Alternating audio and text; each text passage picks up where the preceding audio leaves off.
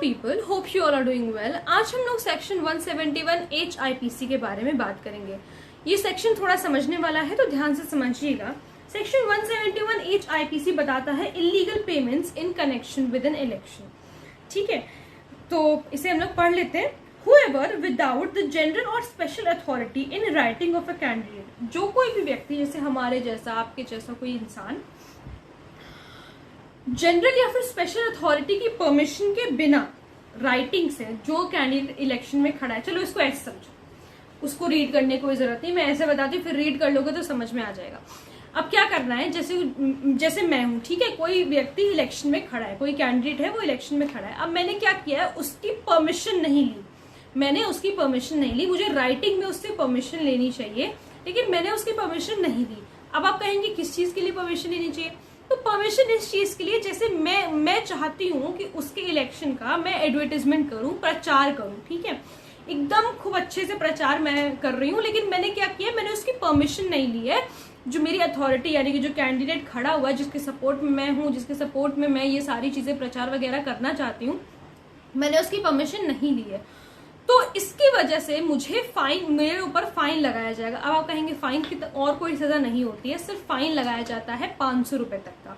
500 रुपए का फाइन लगाया जाएगा अगर मैंने उससे राइटिंग में उससे परमिशन नहीं ली है तो, ठीक है, अगर मैंने उस कैंडिडेट की परमिशन राइटिंग में नहीं ली है तो, ठीक है। ये तो हुआ आपका पहला पैराग्राफ, अभी कंप्लीट हुआ है। दूसरी चीज इसमें प्रोविजो दिया हुआ है एक, कि अब प्रोविजो क्या है कि जैसे मान लो कि अगर मैंने 10 रुपए तक का खर्चा किया है उसके एडवर्टाइजमेंट के, उसके इस प्रचार के लिए, किसी भी तरीके का हो सकता है, वो किसी भी तरीके से मैं प्रचार कर रही हूँ, मैंने 10 रुपए तक का खर्चा किया है उसे बिना बताए। अभी समझना, उसे बिना बताए।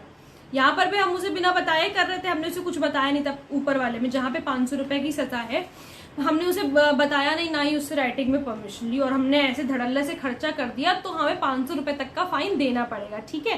लेकिन अभी क्या है, दूसरे केस में यह है कि अगर मैंने 10 रुपए तक का खर्चा किया है, 10 से 11 नहीं होना चाहिए, अगर मैंने 10 रुपए तक का खर्चा किया है और उस 10 दिन में, जब से, जिस डेट से मैंने खर्चा किया है, उस वहां से, उस डेट से लेकर के आने वाले 10 दिन के बीच में, अगर मैं उस इंसान को इन्फॉर्म कर देती हूँ कि भाई तुम्हारे प्रचार में मैंने ये 10 रुपए खर्च किए हैं, तो मेरे ऊपर कोई फाइन नहीं लगाया जाएगा, मतलब मुझे कोई पनिशमेंट नहीं मिलेगी। समझ में आया? प्रोविजो एक बार पढ़ लो कि provided that if any person having incurred any such expenses not exceeding the amount of 10 rupees, वो जो अमाउंट है प्रचार करने के लिए, वो जो अमाउंट मैं लगा रही हूँ, 10 रुपए से ज्यादा नहीं होना चाहिए। अगर मैंने नहीं बताया है उसको तो वो 10 रुपए से ज्यादा नहीं होना चाहिए। Without authority obtains within 10 days from the date on which such expenses were incurred the approval in writing of the candidate। जिस दिन मैंने खर्चा किया है, ठीक है, जिस दिन मैंने खर्चा किया, मान लो 9 तारीख से मैंने खर्चा करना शुरू किया, 9 तारीख को मैंने खर्चा किया 10 रुपए।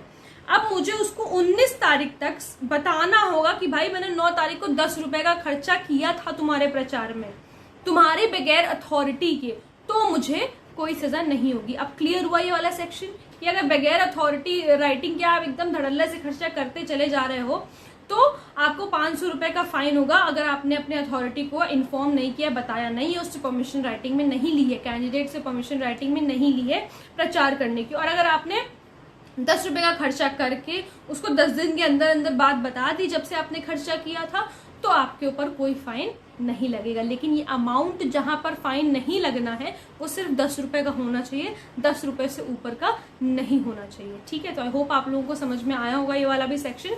अगर कोई प्रॉब्लम है तो please let me know in the comment section, और अगर आप लोग इस टॉपिक पे वीडियो देखना चाहते हैं तो वो भी प्लीज मुझे जरूर बताइएगा। Thank you so much.